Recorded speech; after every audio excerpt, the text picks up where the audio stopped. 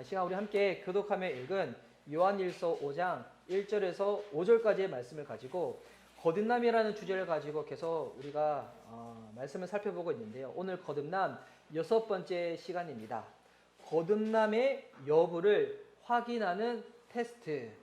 거듭남의 여부를 확인하는 테스트라는 설교의 제목으로 은혜를 읽고자 합니다. 우리 좌우에 계신 분들, 오늘 또 온라인으로 현장에서 예배드리신 분들 서로 바라보며 이렇게 축복하죠. 믿음 안에서 승리하세요 라고 서로 축복하며 인사합시다. 자, 시작. 믿음 안에서 승리하세요. 할렐루야. 자, 믿음 안에서 승리할 수 있는 저와 여러분 됐으면 좋겠습니다. 제가 주중에 제 아내가 갑자기 저한테 이 책을 한번 읽어보라고 제가 권해던 책이 있어요. 제가 요즘 다시 이제 학교를 가다 보니까 진짜 주중에 시간 있을 때마다 책에 좀 파묻혀서 하는데 어떤 책을 제 아내가 저한테 추천했냐면 이 책이에요. 내 마음의 보고서. 이 책. 여러분 이 책은 여러분이 시중에 구입하려고 해도 구입할 수 없는 책이에요. 왜냐면 이게 전 세계에서 하나밖에 없는 책이거든요. 왜냐면 이 제 아내가 하여튼 이 구청에서 하는 무슨 상담 심리 뭐 이런 게 있는데 선착순으로 해가지고 20명만 해준다는 거예요. 그래서 그거를 테스트를 받았어요. 보니까 뭐 1시간 이상 하는 거예요. 기존의 테스트는 대개 보면 뭐 항문 있고 뭐 객관식으로 체크하는 거잖아요. 근데 요거는 그게 아니라 어느 이렇게 그 질문이 있으면 다 소술형으로 적는 거예요. 어떨 때 당신은 가장 행복할 것 같냐고. 그러니까 제 아내는 저희 둘째가 빨리 성장해서 독립하면 행복할 것 같다고 이렇게 기록하고 그러셨다는 거예요. 그리고 난 다음에 결과지로 이렇게 책이 온다는 거예요. 그래서 여기 보니까 그 한 사람을 위해서 책이 써진 거예요. 그 사람이 어떠한 성향이 있고 어떠한 일에 대해서 이 태도를 가지고 있는지 저한테 읽어보라고 했는데 제가 읽어보니까 완전 한성인 거예요. 완전 한성이. 와, 읽자마자 너무 놀랐어. 완전 제 아내를 그대로 딱 적어놓은 거예요. 그래서 참 신기하다. 그래서 이 직장에 다니시는 분들이 이렇게 비싼 돈 줘서 이렇게 하는 게 이런 진짜 전문적인 이런 걸 하는 게 이런 것 때문이구나. 이런데 너무 신기한 거예요. 이따가 한송이 사모에 대해서 알고 싶으신 분들은 나중에 읽어보시기 바랍니다. 제가 이거 해드릴게요. 그래서 제가 이거 왜 이렇게 했냐면 요즘 워낙 이런 뭐 성량 기질 테스트 같은 거 많이 하시잖아요. 심지어 요즘에 MBTI가 너무 유행하다 보니까 어느 직장에서는 그 면접할 때 그 사람들 MBTI 뭐 성향도 물어보기도 하고 저도 뭐 이렇게 그런 성향들을 뭐 할 수 있다고 생각하는데 근데 여러분 어떤 이 상담 심리 테스트는 여러분 좀 그걸 잘 보긴 잘 봐야 돼요. 대부분 이런 부분들이 처음에 이 시조가 누구냐면 프로이드랑 칼융이거든요. 이 프로이드랑 칼융 이 심리학자 상담학자들은 기독교인들이 아니에요. 진화론자들이고 기독교에 대해서 되게 저항하고 거부했던 사람들이거든요. 그 사람들을 인해 가지고 만들어진 이 상담 심리들이 많이 있다 보니까 요즘 이 상담학 공부하신 분들은 이거를 말씀을 베이스로 하려고 하다 보니 기독교 상담학이 따로 생겼죠. 이 접근 자체가 되게 다르거든요. 인간에 대해서 접근하고자 하는 것들이. 그래서 이제 요즘 본분들이 많이 있는데 제가 이 말씀을 왜 드리냐면 여러분 혹시 그거 아시나요? 성경에도 그런 테스트지가 있습니다. 테스트지. 우리의 지금 신앙이 어떠한지 그것을 확인할 수 있는 그 테스트지가 어디에 있냐면 오늘 우리가 읽었던 요한일서에 그런 성경의 테스트지가 있다는 겁니다. 이 요한일서, 이 성경을 보면 이 전문적으로 연구하시는 분들이 주석이라는 책들을 보거든요. 그러니까 성경을 어떻게 이렇게 각 구절마다 분해해 놨는지 이런 주석이 있는데 이 100여 년 전에 쓰여졌던 요한일서 주석 중에서 로버트 로우라는 목사님 쓰신 주소서가 있는데 이 요한일서 그 주석의 책 제목이 뭐냐면 The Test of Life, 삶의 테스트라는 거예요. 그러니까 이 요한일서가 무언가 삶의 테스트라는 거예요. 여러분 우리가 이 거듭남에 대해서 살펴봤었을 때 요한복음 3장을 많이 살펴봤잖아요. 요한복음의 저자가 누굽니까? 요한복음의 저자. 네, 아시죠? 요한이죠. 제가 어려운 질문 하지 않습니다. 네. 마태복음의 저자는 누구예요? 마태. 누가복음의 저자는? 그렇게 되는 거예요. 요한복음의 저자는 요한인데 이 사도 요한이 쓴 성경이 총 5권이 있어요. 근데 이 5권마다 한글 성경 제목에는 다 요한이 붙여 있죠. 요한복음, 요한 1서, 2서, 3서, 그리고 요한계시록 이렇게 나와 있는데, 그래서 이 요한일서도 요한복음을 기록한 사도 요한이 쓴 서신서, 편지 형식의 글이라는 거예요. 이 편지를 사도 요한이 쓸 때 그냥 쓴 게 아니죠. 목적이 있는데 어떤 목적으로 썼는가? 이 편지를 받는 이 당사자가 영적인 생명을 가졌는지, 당신이 거듭났는지 알아보는 그 테스트, 그 기준을 제시하는 목적으로 쓴 이 성경이 요한일서라는 것입니다. 그 요한일서를 읽다 보면, 제가 원래 이제 어제 토요일 날 여러분 이 주일 예배 오시기 전에 요한일서 한번 읽어보고 오시라고 제가 막 알려드리려고 하다가 제가 이렇게 놓쳤거든요. 근데 오늘 이 설교를 들으시고 난 다음에 여러분이 뭐 오늘 저녁이든지 주중이든지 요한일서를 한번 읽어보세요. 요한일서 되게 짧아요. 1장부터 5장까지 분량이 몇 페이지가 안 되거든요. 오늘 설교를 듣고 다시 읽어보시면 이런 내용이구나 하고 여러분이 더욱더 생동감 있게 한번 다가오게 되실 것인데, 그 요한일서에는 사도 요한이 내가 왜 이 편지를 썼는지, 우리가 이것을 쓰면, 우리가 이것을 기록하면 요 표현이 한 6군데나 나와 있어요. 이 6군데 어떻게 나와 있는가? 요 부분을 제가 한번 찾아서 한번 읽어보도록 하겠습니다. 요한일서 1장 4절. 자, 여러분은 혹시 오늘 성경책도 있으신 분들은 우리 저희 교회는 이게 책상이 없다 보니까 좀 불편하시겠지만, 우리 한쪽 무릎에는 요한일서, 밑에는 주보를 딱 끼시고 설교를 들으시면 너무 좋으실 거예요. 자, 요한일서 1장 4절. 자, 제가 한번 읽어드릴게요. 여러분 눈으로 한번 계속 따라오세요. 요한일서 1장 4절. 우리가 이것을 쓰면 우리의 기쁨이 충만하게 하려 함이라. 사도 요한이 왜 이 편지를 쓰는가? 내가 지금 기쁨을 누리고 싶다는 거예요. 여러분과 더불어서. 또한 요한일서 2장 1절입니다. 나의 자녀들아, 내가 이것을 너에게 쓰면, 계속 그 목적을 말려고 있는 거죠. 너희로 죄를 범하지 않게 하려 함이라. 만일 누가 죄를 범하여도 하나님 아버지 앞에서 우리에게 대언자가 있으니 곧 의로우신 예수 그리스도시라. 자, 왜 이 편지 쓰는가? 여러분이 죄지지 않게 하기 위해 가지고. 그런데 만약 죄를 범하였다, 죄를 범하고 난 다음에도 예수 그리스도를 통하여 주님 앞에 나아갈 수 있도록 도와주기 위하여 이 책 썼다는 거예요. 이 편지 썼다는 겁니다. 요한일서 또한 2장 12절 13절입니다. 제가 읽을게요. 자녀들아, 내가 너희에게 쓰는 것은 너희 죄가 그의 이름으로 말미암아 사함을 받았음이요.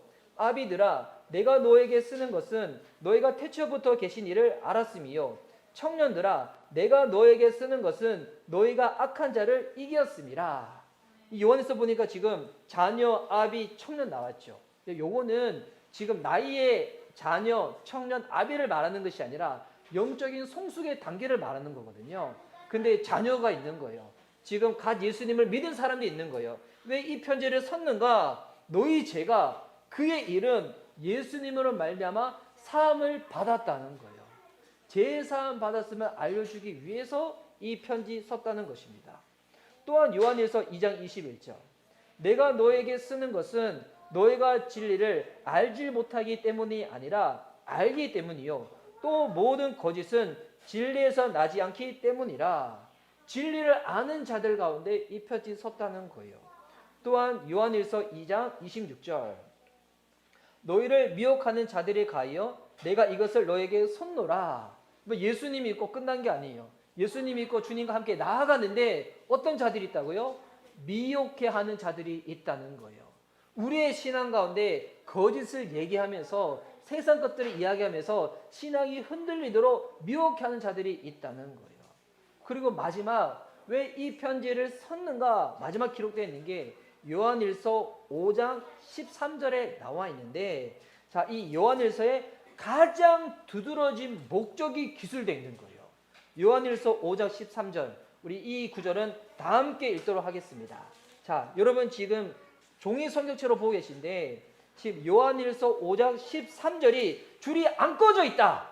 여러분 줄 끄시기 바랍니다.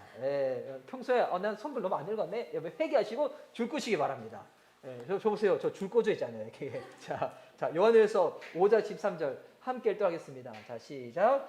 내가 하나님의 아들의 이름을 믿는 너에게 이것을 쓰는 것은 너희로 하여금 너희에게 영생이 있음을 알게 하려 함이라. 아멘. 뒤에 이어지는 14, 15, 16절도 정말 놀라운 이 주의 말씀인데, 자, 왜 이 편지 썼다는 겁니까? 너희에게 영생이 있음을 알게 하기 위해서 이 편지 썼다는 거예요.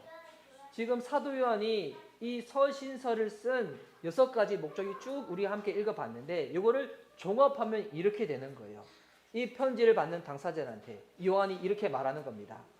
당신이 정말 진정한 그리스도인이기 때문에 이 편지를 보냅니다. 그런데 당신을 속이는 자들이 있습니다. 거듭난 하나님의 자녀로서 영생을 가졌음을 굳게 확신하여서 속이는 자들의 속임에 빠지지 말고 죄를 피하시기 바랍니다. 또한 연약하여 죄를 지었다고 할지라도 미혹되지 마시기 바랍니다. 그것을 위해서 이 편지를 당신에게 보냅니다. 그래서 이 편지가 당신에게 그런 결과를 가져온다면 나는 아주 기쁠 것입니다. 우리의 기쁨이 충만할 것입니다. 이번 요 목적으로 이 편지를 보냈다는 겁니다. 야, 그래서 여러분 이 요한일서를 읽다 보면 하나님의 자녀들이 이 편지를 읽을 때랑 하나님의 자녀가 아닌 사람이 이 편지를 읽을 때랑 이 반응이 너무 극명하게 나옵니다. 그래서 이 요한일서에는 거듭난 그리스도인에게 어떠한 증거가 나타나야 할지가 빼곡하게 담겨져 있어요. 그래서 오늘 우리 지난주에는 거듭나지 않은 이 사람들의 상태 10가지 살펴봤잖아요. 이게 다 마이너스, 힘든 내용들. 오늘은 이 10가지를 만회해야 되잖아요. 그래서 오늘은 거듭난 그리스도인에게 나타나야 할 10가지 증거를 한번 살펴볼 거예요. 그래서 오늘도 성경 구절을 많이 읽을 겁니다. 많이 읽을 때 제가 많이 설명은 안 할 거예요. 왜냐면 여러분 테스트지를 여러분 읽을 때 질문 그 자체가 이해되지 않으면 안 되잖아요. 그래서 이 요한일서도 읽다 보면 큰 설명이 필요 없는 어떤 성경일 수도 있어요. 그런데 이 성경을 읽다 보면 이 마음이 좀 어려질 수 있어요. 왜? 그리스도인으로서 거듭난 자로서 당연한 이 모습을 보여야 되는데 보이지 못하는 내 모습을 발견할 때마다 마음이 어려워지거든요. 그래서 여러분 오늘 주부에 보시면 이렇게 나와 있죠. 거듭남의 여부를 확인하는 10가지 테스트 항목. 요거를 보시면서 오늘 이 10가지 항목을 다 살펴볼 건데 나는 과연 지금 이 부분에 해당되고 있는 것인가? 안 되고 있는 것인가? 여러분 우리의 신앙을 한번 구체적으로 살펴봤으면 좋겠습니다. 여러분 신앙생활이 분명하지 못하고 희미해지는 것은 뭐냐면 말씀을 대할 때 희미하게 대해서 그래요. 말씀을 정확하게 대하잖아요. 여러분 내 안에 무엇이 고장났는지 무엇이 지금 이 상처 났는지 내가 무엇을 도려내는지 다 확인할 수가 있어요. 그 확인되어졌는데 안 고친다. 계속 그 상태로 있는 거예요. 말씀을 통하여 이 말씀이 날성검이 되어져 가지고 우리의 이 영적인 생활을 딱 찌를 때 여러분 찔림 받을 것은 찔림 받으시고 지금 상한 것은 상한 대로 확인하시고 이 상태는 건강하구나. 건강한 대로 확인할 수 있는 귀한 시간 됐으면 좋겠습니다. 자, 이 10가지 테스트 항목 여러분 각자가 한번 이렇게 또 주변에도 적어보시고 확인해 보시기 바랍니다. 자, 첫 번째 거듭난 그리스도인들은 어떻게 살아가는 것인가? 하나님의 계명을 지킨다는 거예요. 하나님의 계명을 지킨다. 요한일서 2장 3절과 4절 또한 요한일서 3장 4절 말씀인데 자, 이 구절을 우리 함께 읽도록 하겠습니다. 요한일서 2장 3절과 4절 말씀 먼저 읽습니다. 자, 시작. 우리가 그의 계명을 지키면 이로써 우리가 그를 아는 줄로 알 것이요 그를 아노라 하고 그의 계명을 지키지 아니하는 자는 거짓말하는 자요 진리가 그 속에 있지 아니하되. 자, 여러분 우리가 하나님의 계명, 하나님 말씀을 지키면 이것이 뭐로 드러난다는 거예요? 하나님을 아는 것으로 드러난다는 거예요. 여러분 하나님 아는 것 어떻게 드러난다고요? 교회 어텐딩이 아닙니다. 말씀을 지키는 자가 하나님을 아는 자라는 거예요. 근데 어떤 사람이 이런 사람이 있는 거예요. 내가 하나님 압니다. 그런데 그 사람이 막상 삶 가운데는 하나님 계명을 안 지키는 거예요. 근데 성경이 그 사람들을 뭐라고 이야기하고 있습니까? 거짓말하는 자라고. 그 속에 진리가 없기 때문에 거짓말을 하는 것이라고. 그래서 요한일서 3장 4절 이렇게 나와 있죠. 죄를 짓는 자마다 불법을 행하나니 죄는 불법이라. 내 안에 진리가 있는데, 내 안에 생명이 있는데 말씀을 지키지 않는다? 그러면서 나는 하나님을 안다고 고백을 한다? 뭐 그 말인즉 내 안에 지금 불법이 행하고 있다는 거예요. 불법이 행하고 있다는 거. 여러분 계명을 지키고 계십니까? 스스로 한번 체크해 보시기 바랍니다. 오늘 나중에 교제 나눌 때 우리 한번 다 한번 확인해 보시기 바랍니다. 예. 밥 안 먹고 다 그냥 하실 거예요? 자, 우리 확인해 봤으면 좋겠습니다. 자, 두 번째 항목입니다. 예수님이 행하신 대로 행합니다. 예수님이 행하신 대로 행하는 삶을 살게 된다는 거예요. 요한일서 2장 5절과 6절 말씀 우리 함께 읽도록 하겠습니다. 자, 시작. 누구든지 그의 말씀을 지키는 자는 하나님의 사랑이 참으로 그 속에서 온전하게 되었나니 이로써 우리가 그의 안에 있는 줄을 아노라. 그의 안에 산다고 하는 자는 그가 행하시는 대로 자기도 행할지니. 자, 그러니까 누구든지 그의 말씀을 지키는 자는 뭐 어떤 자라는 거예요?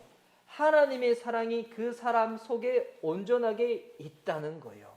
그래서 여러분 내가 말씀을 지키고 있다, 말씀대로 살고 있다, 그럴 때마다 그 당사자가 스스로 확인하는 거예요. 와, 내가 그리스도 안에 있구나. 사도 바울이 쓴 성경에 보면 정말 중요한 주제 중에 하나가 뭐냐면 그리스도 안에 있는 거거든요. 그리스도 안에 있는 게 뭘까요? 간념적인 게 아니에요. 모호한 개념이 아니에요. 그리스도 안에 있는 것은 내가 말씀을 지킬 때 내가 그리스도 안에 있다는 것을 스스로 더욱더 확인하게 된다는 거예요. 그 안에 그래서 사는 자는, 그리스도 안에 사는 자는 그래서 어떻게 사는 거예요? 예수님이 행하신데도 그 사람도 그렇게 행한다는 거예요. 여러분 그렇게 살고 계시는가요? 네. 지금 마음이 지금 두 갈래로 확 나뉘실 거예요. 그렇게 사시는 분들은 주님 제가 그렇게 살고 있는 은혜를 주셨군요. 근데 그렇게 살지 못한 분들은 막 이러실 거예요. 자, 여러분 세 번째, 여러분 더 이 항목들이 더 심각해집니다. 자, 세 번째, 자, 형제를 미워하지 않고 사랑합니다. 와, 형제를 미워하지 않고 사랑한대요. 예. 뭐 아직 연애하시는 분들은 이거 잘 이해 못할 수도 있어. 연애하신 분들은 내가 지금 누군가를 내가 연애를 하고 있어. 여러분 모든 게 다 예뻐 보이죠? 뭐 짜장 먹을 때 여기 막 짜장이 묻혀도 왜 이런 거 묻혀? 얼굴에 못 묻었잖아. 뭐 짜장? 아니 아름다워. 막 이러잖아요. 막 그러잖아요. 모든 게 다 예뻐 보이잖아요. 예. 연애할 때 하나님이 그런 이제 감정을 좀 느끼게 해주세요. 근데 여러분 결혼하고 난 다음에 어떠세요? 예. 사랑해서 다 결혼했잖아요. 사랑하는 그 당사자가 나랑 살 맞대면서 같이 밤에 잔다. 어때요? 사랑이 더 충만하고 더 기쁘고 뭐 가정이 천국이죠. 천국 따로 갈 필요가 없잖아요. 뭐 가정이 천국이지 않습니까? 다 그렇게 살고 계시잖아요. 아닌가요? 그런데 참 이게 사랑이 제가 가끔 그 얘기 하잖아요. 예전에는 그 사람이 없으면 죽을 것만 같았는데 이제는 그 사람 때문에 죽을 것만 같은 거. 이게 뭐 하여튼 가정생활에서 그러는데 근데 형제를 미워하지 않고 사랑한다. 여기 자, 이 구절 우리 다 함께 한번 읽어봤습니다. 요한은 네 구절이 있는데 일단 요한일서 2장 9절 함께 읽습니다. 자, 시작. 빛 가운데 있다 하면서도 그 형제를 미워하는 자는 지금까지 어둠에 있는 자요. 요한일서 3장 14절 있습니다.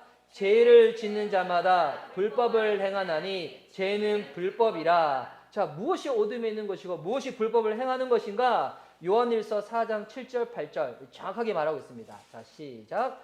사랑하는 자들아 우리가 서로 사랑하자. 사랑은 하나님께 속한 것이니 사랑하는 자마다 하나님으로부터 나서 하나님을 알고 사랑하지 아니하는 자는 하나님을 알지 못하나니 이는 하나님은 사랑이심이라.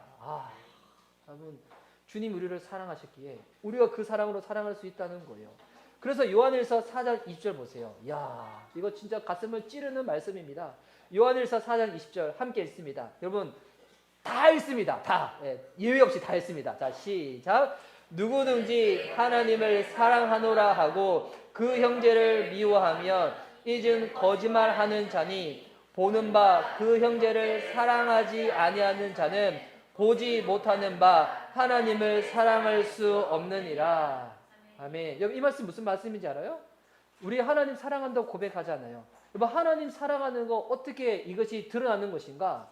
내가 형제를 사랑하는 것으로 하나님 사랑하는 것이 드러난다는 거예요.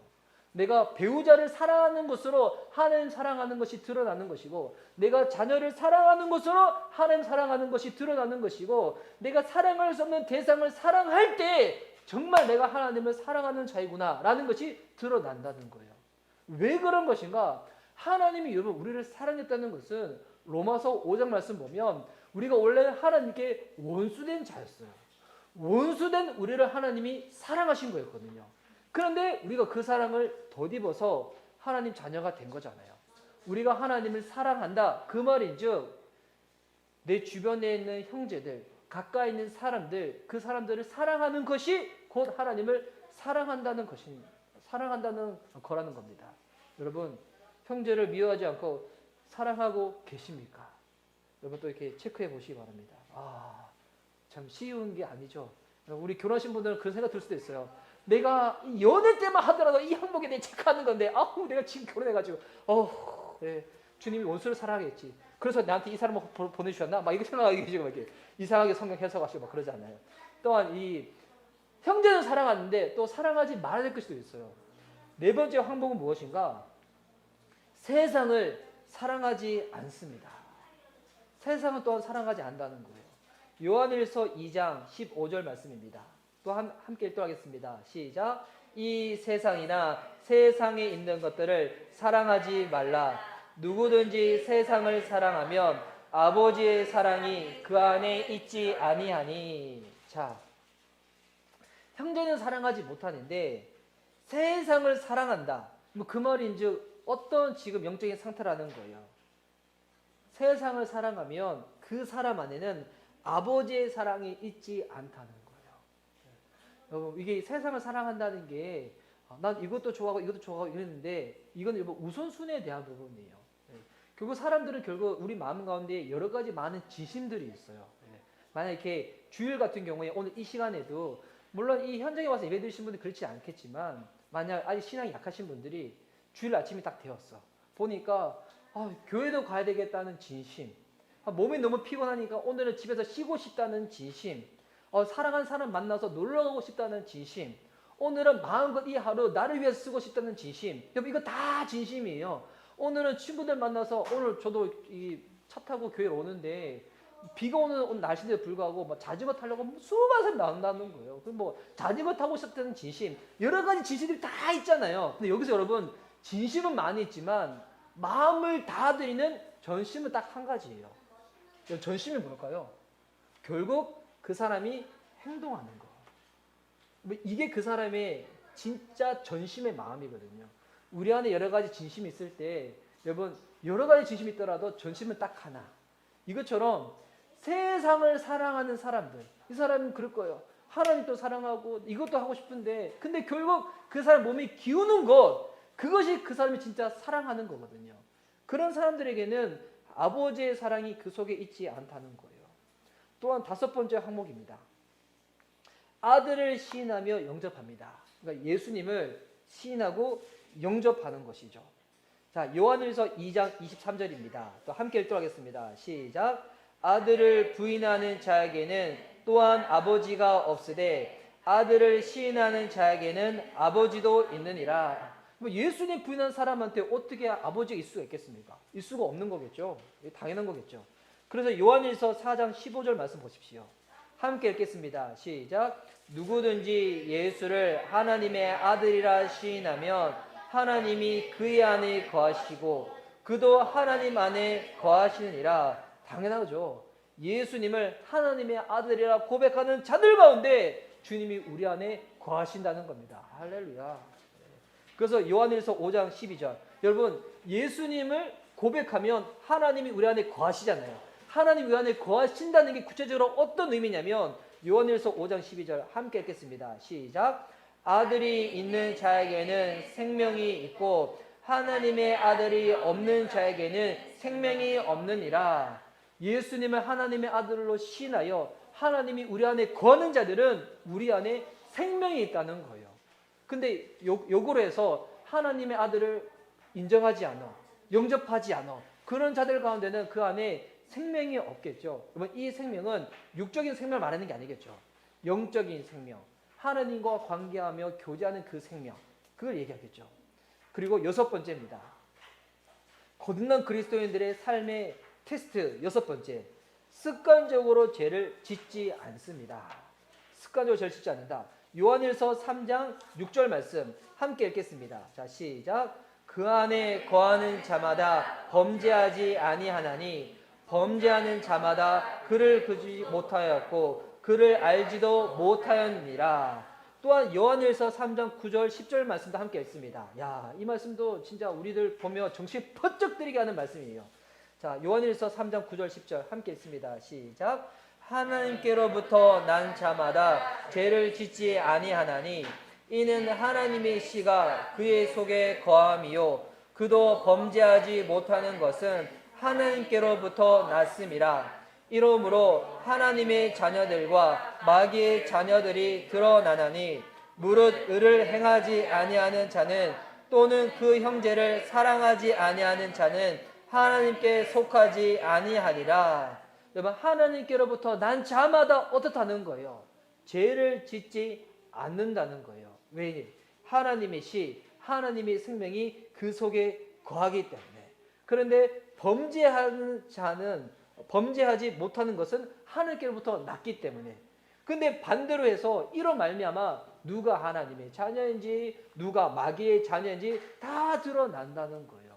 야, 여러분 이 말씀 정신 번쩍 트리는 말씀이지 않습니까?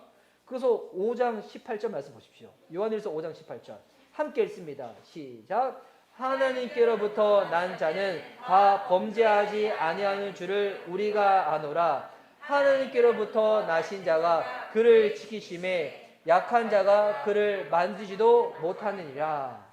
여러분, 하나님께로부터 난 자는 범죄하지 않는다는 거예요. 왜 우리 이것을 아는가? 하나님이 그 사람을 지켜주시기 때문에. 죄가 아름다워 보이지 않고 죄를 짓지 않도록 하나님이 지켜주시기 때문에. 여러분, 그래서 거듭난 그리스도인들은 죄를 습관적으로 짓지 않는다는 거예요. 야, 여러분 이거 우리의 일상의 삶과 적용해 봤을 때 정신 번쩍 들지 않습니까? 우리는 되게 합리화해서 그러잖아요. 마음은 원의로되 육신은 약해가지고 주님 저는 오늘도 이렇게 넘어질 수밖에 없습니다 라고 하지만 그럴 수가 없다는 거예요. 왜? 정말 주의 뜻대로 살아가고 싶을 때 하나님이 우리를 지켜주신다는 거예요. 또한 일곱 번째 항목, 성령이 우리 안에 계신다는 겁니다. 요한일서 3장 24절 말씀 함께 읽겠습니다. 시작. 그의 계명을 지키는 자는 주 안에 거하고 주는 그의 안에 거하시나니 우리에게 주신 성령으로 말미암아 그가 우리 안에 거하시는 줄을 우리가 아느니라. 여러분, 주님이 우리 안에 거하실 때 누가 거하신다는 거예요? 예수님은 육신의 몸을 입고 오시기 때문에 우리 안에 들어갈 수 없지만 영이신 성령 하나님이 우리 안에 거하신다는 거예요.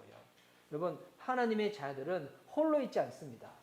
우리 가운데 늘 성령 하나님이 함께 하신다는 겁니다. 그 성령 우리 안에 함께 하시기 때문에 우리가 이것을 날마다 깨닫고 누리는 거죠. 요한일서 4장 13절 함께 읽습니다. 시작. 그의 성령을 우리에게 주심으로 우리가 그의 안에 거하고 그가 우리 안에 거하시는 줄을 아느니라. 여러분, 성령님이 우리에게 주시는 말미암아 우리가 그의 안에 거하고 그가 우리 안에 거한다. 이게 무슨 말일까요? 주님이 우리 안에 거하고 우리 역시 주님 안에 거한다. 이게 뭐냐면 이거는 완전한 연합을 이야기하고 있는 거거든요. 완전한 연합이 뭐냐면 주님과의 막힘없는 소통, 그 교제, 그것을 하나님의 자녀, 거듭난 사람들은 누린다는 거예요. 내가 주님 안에 거하고 있구나. 주님이 내 안에 거하고 있구나. 여러분, 이게 마치 이런 거예요. 우리 이제 결혼하시고 우리 아내들이 임신하였을 때 여러분 그 모습을 보면 아내의 뱃속에 씨가 있잖아요. 생명이 있잖아요. 근데 여러분 이거를 더 크게 보면 아내의 뱃속에 씨가 있는 것 같지만 어떨 때는 그 씨가 아내를 또한 붙잡고 있는 거예요. 하나님이 우리 안에 거하신다. 또한 우리가 주님 안에 거한다. 하나님이 생명으로 주께서 우리를 붙잡아 주시는 거예요. 여기서 이탈되지 아니하고 주님과 늘 관계 가운데 나아갈 수 있도록. 또한 거듭난 그리스도인들은 여덟 번째 항목입니다. 사도들을 통한 하나님의 말씀을 순종하는 자세로 듣습니다. 여러분 그때 당시 시대에는 사도지만 지금은 어떤 자일까요? 가르치는 자를 통하여 설교자를 통하여 말씀이 선포되어질 때 이 말씀을 어떻게 듣는다는 거예요? 순종하는 자세로 듣는다는 거예요. 근데 이게 그러니까 예배 태도도 딱 드러난다는 거예요. 와. 자, 우리 요한일서 4장 6절 말씀 함께 읽겠습니다. 시작. 우리는 하나님께 속하였으니 하나님을 아는 자는 우리의 말을 듣고 하나님께 속하지 아니하는 자는 우리의 말을 듣지 아니하나니 진리의 영과 미혹의 영을 이로써 아느니라. 아멘. 말씀을 들을 때 거듭난 자들은 어떻게 듣는다는 거예요? 저게 진짜인가 가짜인가 맞는가 이렇게 하는 게 아니라 내가 왜 그 말씀대로 내가 지키고 있는 것인가 살고 있지 못하는 것인가 이렇게 여러분 순종의 태도로 듣는다는 거예요. 근데 아직까지 거듭나지 못하는 사람들 어떻게 들을까요? 저게 진짜야? 정말 하나님 살아계셔? 정말 이 우리가 죄인이야? 우리가 어떻게 구원받는 거야? 이게 진짜야? 이렇게 대한다는 거예요. 어제 저희 집에 그냥 한 분 이렇게 자매님이 오셨는데 이게 뭐 여러분 잘 아시는 이제 연예인이시죠. 요즘은 이게 연예 활동 잘 안 하시는데 그분이 오셔가지고 연예인 성경 공부에 지금 이렇게 모임을 하신다는데 한 15명 정도가 있대요. 그래서 15명 정도가 그 이제 모여가지고 이게 성경 공부 이제 하는 회의를 보니까 성경 공부 할 때 그 성경부 회비를 낸다는 거예요. 근데 회비가 반마다 다르대요. 어떤 반은 10만 이상 내고 어떤 반은 뭐 4만 5만 원 내고. 근데 그걸 내는 게 그래야지 약간 이 의무감을 가지고 참석하기 때문에. 근데 딱 하면 그 시간에 다 믿는 사람들이 아니래요. 안 믿는 사람들이 있대요. 그 사람들은 목사님이 앞에서 헌금할 때마다 성경 막 뒤지면서 어떻게 하냐면 이게 진짜야 가짜야 계속 막 따진다는 거예요. 예. 따질 때 그 목사님이 가르친 목사님이 거기서 막 이렇게 흔들리지 아니하고 그냥 본인은 전할 것만 전하고 쭉 간다는 거예요. 예. 왜? 내가 노력해가지고 사람들이 구원받는 게 아니라 결국 하나님이 은혜를 베풀어 주셔야지만 마음이 열리고 주님 자녀로 거듭나게 되는 거잖아요. 예. 이게 그러니까 말씀을 들을 때 딱 드러나는 거예요. 예. 내가 거듭난 자녀인가? 그렇지 못한 자녀인가? 그 말씀을 순종의 자세를 듣는 사람들은 어떤 반응을 보일까요? 9번째 항목입니다. 예수님이 그리스도이심을 믿는다는 거예요. 그리스도를 믿는다. 무슨 말일까요? 나의 구세주임을 믿는다는 거예요. 내가 죄로부터 구원받을 수 있는 유일한 구원자 예수님이라고 믿는다는 겁니다. 요한일서 5장 1절 말씀 함께 읽겠습니다. 시작. 예수께서 그리스도이심을 믿는 자마다 하나님께로부터 난 자니 또한 낳으신 이를 사랑하는 자마다 그에게서 난 자를 사랑하느니라. 자, 예수님께서 그리스도이심을 믿는 자가 하나님께로부터 난 자이고 하나님을 사랑하게 된다는 겁니다. 마지막 10번째 항목입니다. 세상을 이깁니다. 세상을 이긴다는 것. 요한일서 5장 4절 말씀. 오늘 우리 예배 이 본문 말씀이었죠. 이 말씀 다시 한번 함께 읽도록하겠습니다. 자, 시작. 무릇 하나님께로부터 난 자마다 세상을 이기느니라. 세상을 이기는 승리는 이것이니 우리의 믿음이니라. 아멘. 자, 평소에 성경 잘 못 읽어보신 분들, 요한일서 잘 안 읽어보신 분들은 오늘 요한일서 진짜 많이 읽었죠. 예, 지금 10가지 항목을 쭉 살펴봤습니다. 뭐 그냥 듣는 건 아니라 스스로 한번 체크해 보셨나요? 난 요 항목 중에서 지금 몇 가지나 해당되고 있는 것인가? 여러분 읽다 보면 이 10가지는 단순히 테스트 항목이 아니라 거듭난 그리스도인들이 마땅히 누려야 할 하나님의 축복이라는 거예요. 여러분 요 10가지는 거듭난 그리스도인들만 이렇게 살 수가 있는 거예요. 이렇게 누릴 수가 있는 거예요. 거듭나지 않은 사람들은 아무리 애쓰고 노력해도 안 돼요. 될 수가 없어요. 근데 거듭난 그리스도인들은 하나님이 이렇게 살 수 있도록 이 모든 복을 우리의 행위로 아니요 은혜로 주셨다는 겁니다. 그런데 이걸 딱 듣다 보면 생길 수 있는 큰 2가지 오해가 있어요. 첫 번째 오해는 뭐냐면 거듭났으면 이제 완전해진 거니까 전혀 죄를 짓지 않아야 하는데 내 삶에 이제 결코 넘어짐과 패배는 없어야 하는 거 아닌가? 근데 나는 그러지 못하고 있다. 내가 지금 무언가 잘못된 거 아닌가? 이런 오해. 또 2번째 오해는 뭐냐면 내가 분명 예수님 영접했어. 내가 그때 예수 영접할 때 막 눈물을 쏟아내고 가슴이 막 이런 건 아니지만 분명히 하나님이 내 삶 가운데 찾아오셔서 내가 주님을 나의 구세주, 내가 죄를 인정하고 나의 죄를 위하여 십자가에 죽으시고 부활하신 예수님으로 내가 받아들였어. 내가 그때 첫사랑의 기억이 있지. 은혜를 흠뻑 받았던 그때 추억이 있었지. 그런데 이 10가지 항목을 보니까 어느 순간 이 세상에서 살다 보니 이 테스트에 통과하지 못한 항목이 너무 많은 거예요.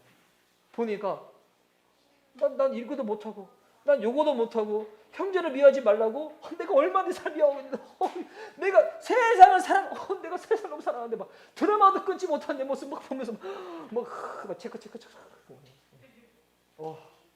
나는 그러면 지금 거듭남에서 이탈된 것인가? 나는 지금 구원에서 이탈된 것인가? 이 상태에서 내가 갑자기 오늘 죽게 되면 나는 구원받지 못하고 난 천국행이 아니라 지옥행으로 가는 것인가? 이렇게 또한 오해할 수 있다는 거예요. 여러분 이 요한일서를 진짜 읽어보세요. 읽다 보면 그런 생각이 마땅히 들 수밖에 없어요. 어떤 사람들이? 거듭난 그리스도인들이에요. 만약 그런 생각 전혀 안 든다.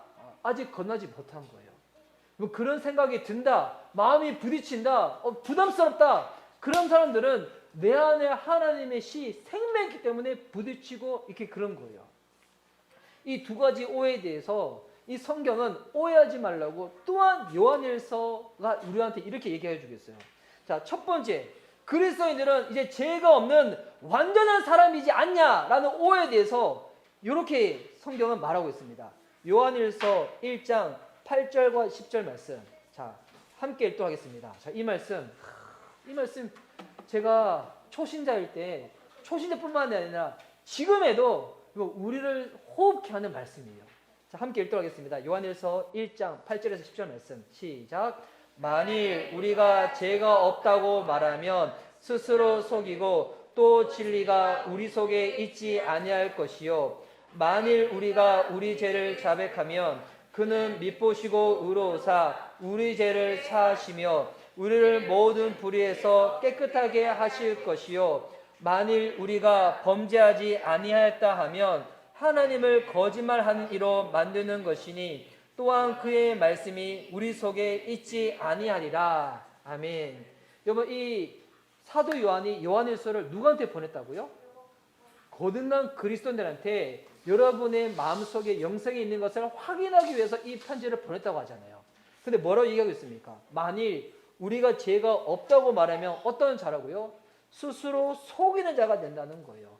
그런데 우리가 이 죄를 자백하면 우리 하나님은 밉보시고 의로우사 우리 죄를 사해 주시고 모든 불에서 우리를 건져내어 주신다는 거예요.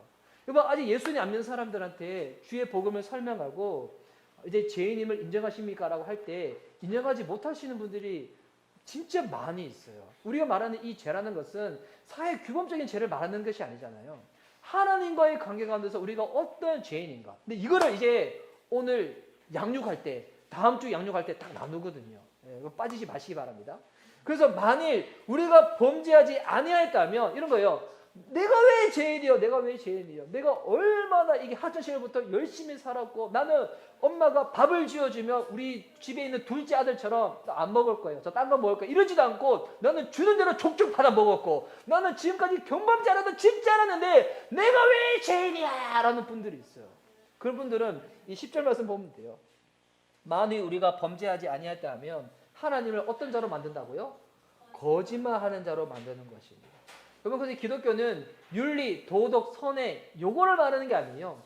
윤리적이니까 더 윤리적으로 사세요. 도덕적이니까 더 도덕적으로 사세요. 요거를 말하는 게 기독교가 아닌 거예요. 기독교는 생명에 대해서 말합니다. 당신의 죄에 대해서 하나님이 당신을 구원하고 싶다는 그 부분에서 알려준다는 거예요. 그러면 이 말은 이제 우리가 어떻게 해석할 수 있습니까? 그리스도인들도 넘어질 수 있다는 겁니다. 근데 중요히 붙죠. 우리가 비틀거리고 흔들릴 때 주님이 빛을 쫙 비춰주시는 거예요. 우리가 흔들릴 수 없도록 그 유혹 가운데 빠질 수 없도록 지난주에 우리 한번 설교 때 말씀드렸잖아요. 지금 밤에 어두울 때 목에 지나가는데 뭔지 몰랐다고 불 켜보니까 바퀴벌레 이거 바퀴벌레인데 불구하고 너무 귀여워. 사랑스러워. 내가 얘를 키워서 분양해서 내가 키워서 배양해서 분양해야지. 이런 생각을 가신 분들은 곤충학자는 그럴 수 있겠지만 배우면 바퀴벌 은비야 너 발 밑에 와 하잖아요. 바퀴벌레 나오면 그러지 않아요. 이게 주님의 빛을 딱 비춰주시면 우리가 죄에 대해서 그렇게 반응하게 된다는 겁니다. 그래서 나의 죄를 고백하고 주님 앞에 나와 용서를 받으며 계속 그리스도와 함께 승리하며 이겨낼 수 있도록 믿음으로 전진하게 된다는 겁니다. 넘어질 수는 있지만 완전히 좌절하지는 않는다는 거예요. 주님으로 더불어 다시금 이겨낸다는 것입니다. 그럼 두 번째 왜? 내가 지금 이 10가지 테스트 보니까 제가 해당되는 게 별로 없는 거예요. 난 구원받지 못한 자인가? 아니라는 거예요. 요한일서 2장 19절 말씀인데요. 자, 이 말씀 또 함께 읽도록하겠습니다. 자, 시작. 그들이 우리에서 나갔으나 우리에게 속하지 아니하였나니 만일 우리에게 속하였더라면 우리와 함께 거하려 했으니와 그들이 나간 것은 다 우리에게 속하지 아니함을 나타내려 함이니라. 아멘. 자, 사도 요한이 이 편지를 보냈을 당시 초대교회 당시에 믿음의 공동체에 있다가 이탈된 자들이 있었다는 거예요. 근데 이탈된 자들을 향하여 사도 요한이 뭐라고 이야기하고 있습니까? 먼저 일단은 하나님으로부터 구원받은 자들은 결단코 이탈될 수가 없다는 거예요. 만약 믿음의 공동체에 있다가 이탈된 사람이 있다면 그 사람은 처음부터 거듭나지 못한 사람이라는 거예요. 근데 단 믿음의 사람들과 같이 어울리다 보니까 스스로 착각한 거죠. 내가 구원받았구나. 내가 거듭났구나. 착각 가운데 살아갔던 거였지. 어느 순간 환란이 닥치고 어려움이 닥치고 세상 유혹이 닥쳤을 때 믿음의 공동체에서 이탈되고 하나님부터 멀어졌다. 그 사람은 처음부터 거듭난 자가 아니었다는 것이요. 여러분 이게 제가 사역할 때 이거 진짜 많이 보거든요. 교회가 작을 때는 잘 모르지만 성장하면서 많은 사람들이 딱 모이다 보면 이제는 공동체로 모이다 보니까 목회자를 통하여 한 사람 한 사람 손길이 적게 되고 한 사람 한 사람에 대해서 신앙 정도에 대해서 파악하는 게 어려워지는 그 시점만큼 교회가 확 성장해버리는 거예요. 제가 대학생 때 다녔던 교회가 그랬거든요. 사역했던 교회가 그랬거든요. 금요일 때 나왔었지만 처음에 13명으로 시작했던 교회가 짧은 기간 70명이 되고 6개월이 되기 전에 280명이 된 거예요. 짧은 기간 동안에 그만큼 부흥했는데 또 대부분 숫자가 대학생인 거야. 청년들인 거야. 청년들이 모여가지고 막 청년들이 찬양할 때 믿음 없어도 여보 그 분위기의 뒷꼭지만 보더라도 스스로 막 은혜를 받아요. 그래가지고 막 그 찬양 가사의 의미도 몰라. 의미도 모르는데 오시 예수 막 주름에 살겠다고 막 주님 막 숨겨 부를 때 뭐 나도 막 이렇게 하고 막 이러는 거예요. 스스로 막 이렇게 분위기에 취해가지고 내가 이 믿음이 생겼구나. 내가 은혜를 받았구나. 이게 착각하는 거예요. 그러면서 뭐가 성경 1년에 한 번도 안 읽고 평생에 한 번도 안 읽고 근데 스스로 구원받았다고 이렇게 생각하고 막 이렇게. 그런데 그러다가 시간이 지나가다가 어느 순간 이 교회 다니는 게 습관이 된 거야. 이제 안 가면 너무 찝찝한 거예요. 너무 찝찝해서 교회 수석을 하는데 그러다 갑자기 환란이 닥친 거예요. 갑자기 목사님이 이상한 설교하기 시작하고 평소에 그러지 않던 목사님이 갑자기 막 이상한 설교하기 시작하고 막 그러면서 코로나가 확 닥치면서 막 그러면서 뉴스에 기독교에 대해서 안 좋은 이야기 막 나오고 막 목사 기독교 개독교 막 나오고 그러고 갑자기 정광훈 목사님 같은 뭐 기독교 막 나오면서 기독교 막 욕하고 그러면서 기독교가 이런 데서 하면서 교회 안 나기 시작하고 막 이탈되기 시작하고 막 그럴 때 스스로 딱 확인해야 되는 거예요. 내가 구원받았나 안 받았나 막 스스로 확인하게 돼 있고. 그래서 여러분 만약에 이게 하나님부터 멀어졌다, 이탈되었다. 그 말인즉 그 사람이 분위기에 도취된 것 뿐이었지 처음부터 겁나지 않는 사람일 수가 있다는 것입니다.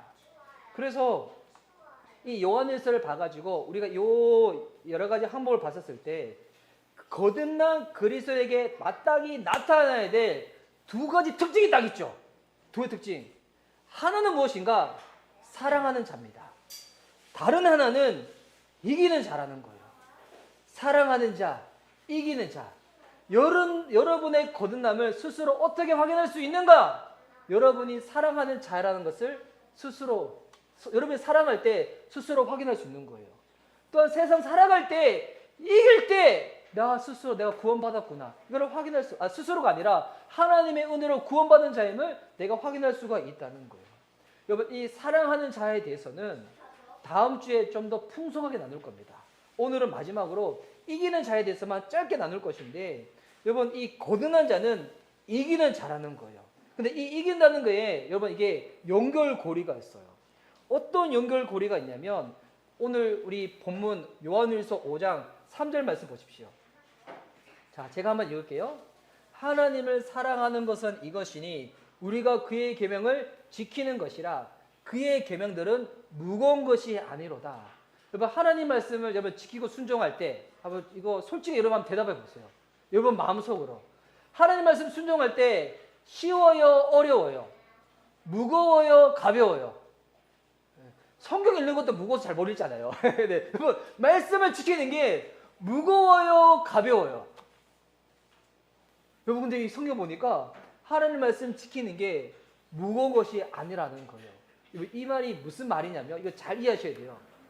처음에 말씀을 우리가 듣고 순종하고자 할 때 이 말씀이 처음에는 무겁게 다가와요. 이 말이 이제 무슨 말이냐면, 아직 우리의 삶 가운데 일상이 안 된 거예요. 네. 여러분, 1년에 한 차례 결혼 기념일 날 아내한테 근사한 데 가가지고 한 끼에 몇만 원, 막 몇십만 원짜리, 몇십만 원짜리 너무 과한가? 되게 밥을 먹인다. 여러분, 이거는 어때요? 1년에 한 차례니까 부담스럽지만 하는 거잖아요. 근데 만약 매주 그렇게 한다. 매주. 남편 연봉을 안 돼도 불구하고 매주 그렇게 한다. 뭐 그게 가능할까요?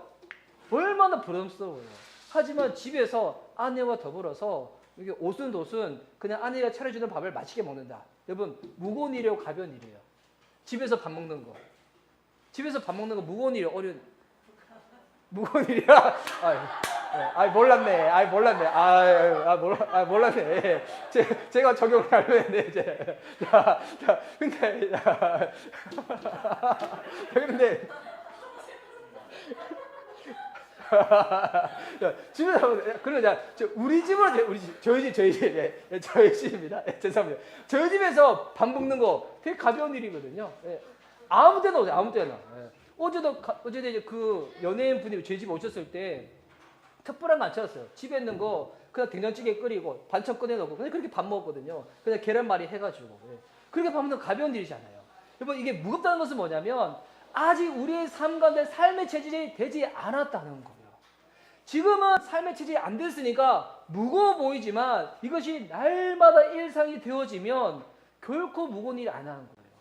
제가 처음 사역자가 돼서 설교할 때는 되게 무거운 일이었죠. 어떻게 설교할 수 있을까? 근데 여러분, 지금 제가 설교할 때마다 무거우면 어떻게 돼요? 설교할 때마다 막 두렵고 떨리고 막 집에서 막 공황장애 오고 정신아 나 뭐가 이제 설교할 수 있어 하면 설교할 수 있을까요? 아니겠죠.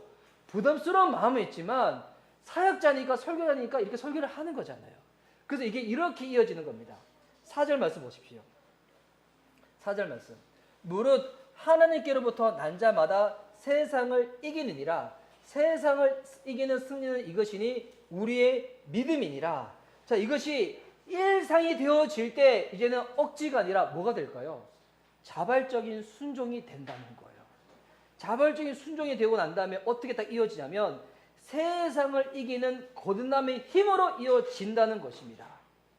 우리가 거듭날 때 이제 세상에 대한 강한 매력을 잃어버리게 되고 하나님과 그분의 뜻에 이끌리는 것이 당연한 내 삶의 일상이 되어져야 된다고 그렇게 우리가 마음으로 여기게 된다는 거예요. 여러분이 그렇게 마음으로 여기기 때문에 이 한복을 대할 때 해당되지 않았을 때 여러분 마음이 어떻습니까? 마음이 부담스럽고 더 나아가서 하나님께 죄송스럽기도 하고. 왜 그러냐면 당연한 우리의 삶에 되어져야 되는데 그렇게 살고 있지 못하는 부분 때문에. 그러면 어떻게 그렇게 살 수 있는가? 이에 대해서 이렇게 얘기하고 있죠. 믿음 때문이라고.